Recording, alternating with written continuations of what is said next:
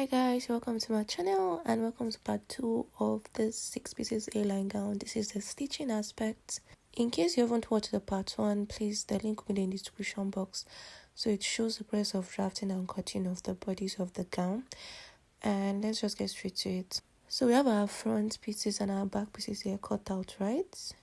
Like I said, in the description box you'll find the video of how you were able to draft and cut this. So I joined the two middle pieces together, that's the back and front middle piece, and I'm going to mark out my neckline. So it depends on the depth you want to use, right? So I used 4 inches for the width, and then the depth depends on you. So I took 4 inches for the width, right? Then for the depth I went down by 4 inches also, but later what I had to increase it.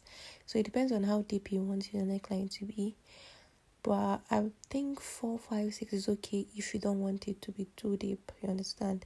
So I used 4, right? And then at the closed part I went down by 1 inch. Downward of that closed part I went down by 1 inch. So I was just cross-checking, I was making sure I have my 4 inches intact. So now, like I said, at the close part, right, I went down by 1 inch. So it depends on how deep you want the neckline to be. So I went down by 1, and at the opposite side I'm going to go up by 1 inch also. So I'm going to join the 1 inch together, the two 1 inch point, with a curve like this, right? Then for my back piece I just used a round neckline and I went down by 2 inches. That's the depth of my round neckline for the back.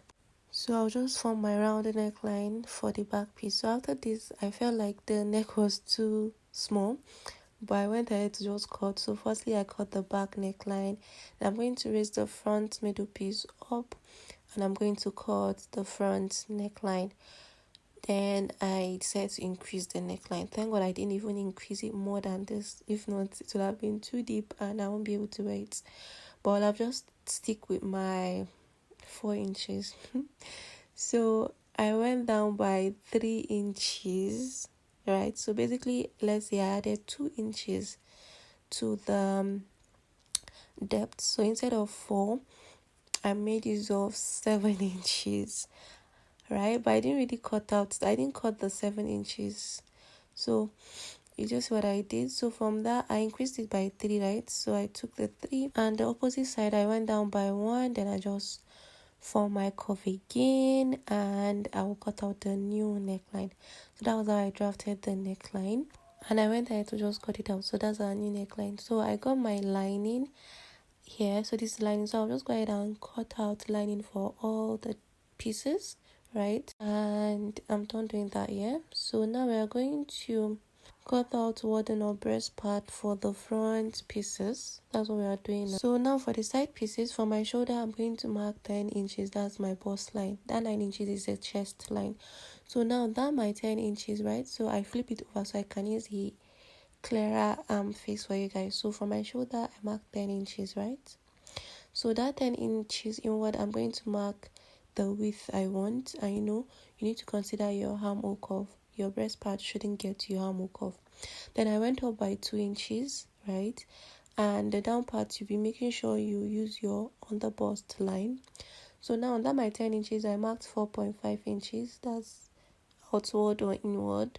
I marked 4.5. Right, so I'm going to make sure that 4.5 meets that my 2 inches I went upward, and it also meets the underbust point or the underbust line using a curve like this. So that's the shape I'm going to cut out for on my breast pad, right? So now for the middle piece, I also make sure that the upper part aligns with that one on my side. So I just traced it out, right? But from your neckline can go down by 1 or 2 inches, depends on what you want for the middle piece. And I also make sure that the stopping point will be at the underbust line. So I'll just extend those lines. So that's what I'm cutting out on my breast pad, right? So the next thing is to get my breast pad. This is it. It comes in different thickness, depends on what you want. And I'm done cutting them out, as you can see. So one part of the breast pad has gum. That's where you place on your wrong face of your fabric. And you just use your iron to press it down. Then I'll just go ahead and trace the excesses that I have at that middle piece on. And basically that's all for cutting and padding of the shoulder dart or the bustier, right? So I was done here. This is it. This was after ironing it. I already traced the middle piece, the excesses. So now the next thing is to join your sides to your middle piece. And I have this lace. You can use 5 to 6, depends on your length. So while joining the middle piece, the side pieces to middle piece, I'm going to place this lace in between and I'm going to stitch. But you can as well, if you want the easy way, you can just join your sides to your middle piece like this, right face facing right face, right? Then after you're done stitching your sides to your middle piece, then you now place this lace on it and then you now top stitch it on the lace, on the fabric, and it's going to be very easy for you. But I decided to try this, but it was hard. You need to make sure you're on the right spot, but you can just stitch your fabric first, then you place your lace on it and stitch. So I went ahead to stitch the 2 sides to the middle piece, right? So after doing that, I also did the same thing for the lace and for the lining. You stitch the 2 sides to the middle piece using half inch.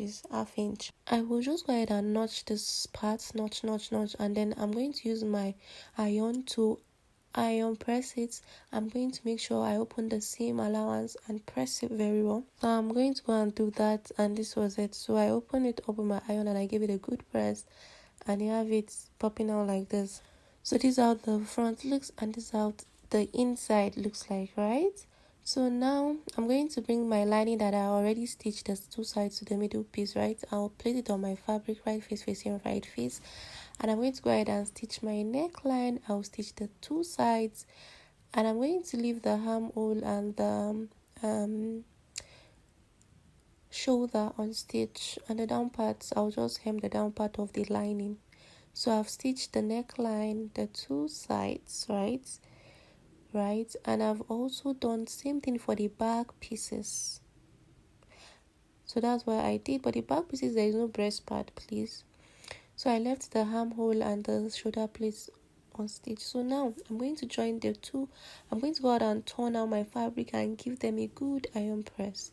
So that's what I'm going to do for both back pieces and then the front piece. You give it a good iron press. So after doing that, you have a very neat result like this. So these are our front piece and our back pieces. So after doing this, right, the next thing is to join my 2 back pieces together. Right face facing right face. Then I'm going to stitch my allowance from up to where my zip will stop. I'll use a loose stitch, I'll top stitch, and use a tight stitch downward. Give it a good iron press, and I also stitch my zip to it like this. So now I'm going to join the shoulders together. You make sure the right face of your fabric meets and the right face of your lining meets, and make sure the middle points align. Then you just stitch from middle to left and middle to right. So that's what I'm going to do here. So after doing that, you stitch from middle to left, middle to right. When you turn it over, you have it looking like this. Good. So now next is I'm going to impute my measurements, my bust measurements, my under bust measurements. That was what I did. You take out the allowances you'll be needing. Then after that, I just went ahead to include my waist measurement also. When I was drafting, I told you guys you can as well mark your waistline and impute your waist measurement. Because if I stop at that on the bust, I didn't like the shape it was given. So I just imputed my waist measurement and I took the stitch slightly downward, and I will notch the waist angle there. So now the next thing is to cut the sleeve. You measure the sleeve length you want, where you want your fleece to start from. So you measure it twice and then you fold, right? And then you need to measure your armhole on your dress so that you can know the length, the wideness you want to use. So at this part that is not closed, I went 3 inches downward, and I'll just use my free hand to form my S curve. And please don't forget your armhole curve for your front piece. It's different from the back piece. I forgot to do that, please. So after doing this, I'll just show you that this is the length I had, right? And the wideness, this is how it is. So now I'll just go ahead and measure my sleeve, round sleeve, right? So I'll just mark what I have, and I'll take it slightly to meet that my 3 inches, and I'm just going to cut the rest off. So you add allowance is to your measurements, please. So I'll just go ahead and mark it, join the 2 points with a curve, and I'm going to cut it out. So after cutting it out, you can as well cut lining for this, but I didn't cut lining for it. So I notch the middle point, and then I will mark to my armhole curve, the what I got when I measured, and I'll just stitch it. So that's what I did here. So I'll turn it over, give it a good iron press, and I'm going to measure what I have at the down parts, right? So I measured it and I had 6. So basically 6, right? That's what I had here. And 6 times 2, since it's folded, is going to give me 12 inches. So I'll divide my 12 by 6.28, and this is what I got. So 1.9, I approximated it to 2 inches. So these are my cutout pieces for my flame. And at one angle here that the sides are fully closed, I'm going to measure down my 2 inches that I got here, and then by the opposite side, so I'll also measure 2 inches. So you just measure 2 inches to form a an angle there, right? So after measuring that to 2 inches, I'm going to join the points together to form a curve, and you already form an angle here. So I'm going to go ahead and do the same thing for this other piece. Form an angle, use your 2 inches, and then form an angle at the upper part, right? So now from that 2 inches, I'm going to mark how long I want my fleece to be. I'm going to be using 9. So I'm going to mark that 9 all through, just the way you make your fleece skirt, you understand? You place it from that 2 inches, you mark your length. So that's what I did. I marked 9, and then I'll just use my free hand to join the points together, forming a curve. So that's what I did, and I'm going to do the same thing to the other piece also.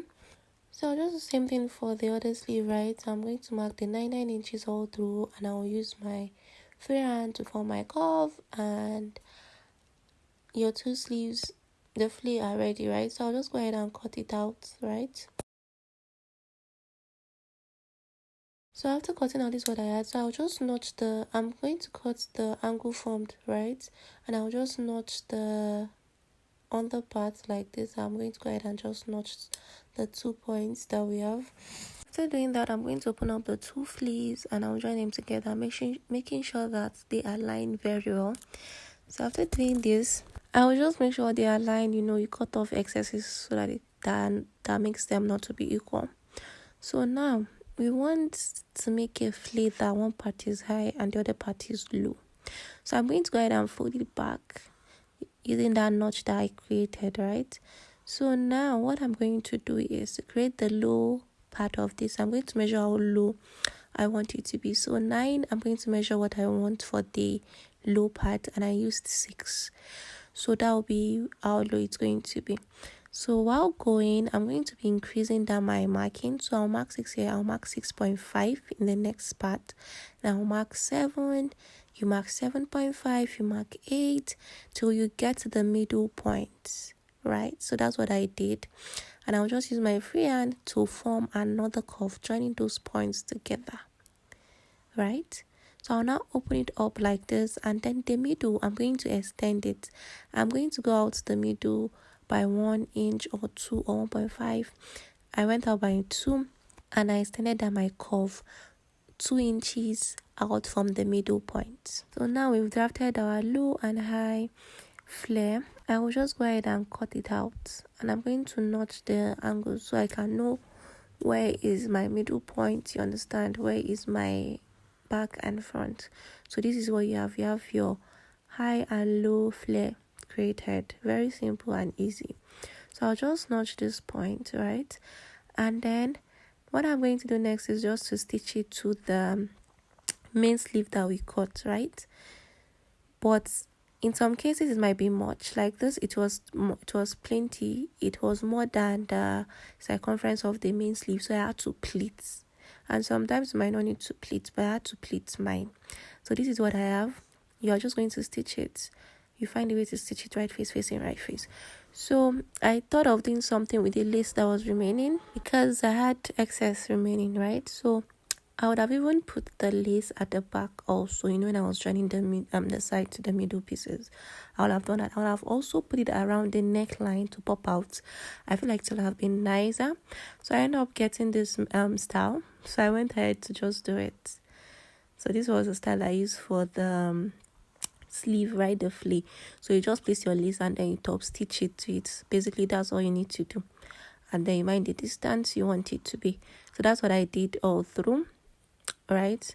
So I went ahead, I cut out lining, I turned the flare, I stitched it to my sleeve, and I stitched the sleeve to my dress. I wasn't able to capture that process. I'm so sorry. So guys, this was the final result. I love the dress and people loved it, and I'm so obsessed with the dress, right? When I put it on, I didn't want to off it, seriously. So guys, we have come to the end of our 6 pieces A-line gown tutorial, and like I always say, if this video has been helpful in one way or the other, don't forget to give me a thumbs up, subscribe to my channel, drop your comment, and turn on the notification bell. And I'm going to see you guys in another video. Bye.